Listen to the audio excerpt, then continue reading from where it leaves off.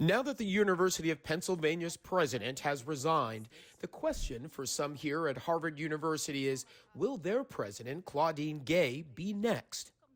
I don't think that she should leave because she's like a few months into her presidency, and I think it's like a little wild that like the entire outside world gets to decide what happens on a college campus. I think it's not a black and white issue. There's a lot of moving factors, and it's hard to address all of those in one conversation. Student Polina Kapinski is Israeli and says she hasn't felt safe being Jewish on campus for some time. She says that widely criticized congressional testimony last week just made things worse. It felt like a failed leadership. I was really expecting a clear statement of we're against anti-Semitism and either here's our plan or we need your help implementing this and that.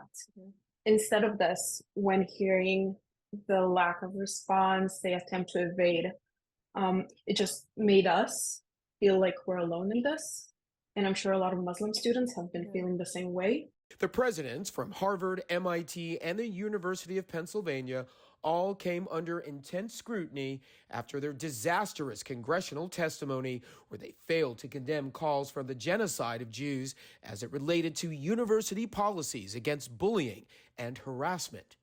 So the answer is yes, that calling for the genocide of Jews violates Harvard Code of Conduct, correct? Again, it depends on the context. Gay later apologized, telling the Harvard Crimson in an interview, quote, "Words matter, but the damage was done." One of her staunchest critics, Bill Ackman, a billionaire hedge fund CEO and Harvard alum, sent a letter Sunday to the university's governing boards of directors. It reads in part, in her short tenure as president, Claudine Gay has done more damage to the reputation of Harvard University than any individual in our nearly 500-year history. I hope that she will be able to do what is best for the university and best for her, but I don't know what that is. Until recently, Rabbi David Wolpe, a visiting scholar at Harvard's Divinity School, was part of the university's Antisemitism advisory group, created in the wake of October 7th. He was chosen by Gay. But Wolpe said while he had accountability, he had no real authority to do anything.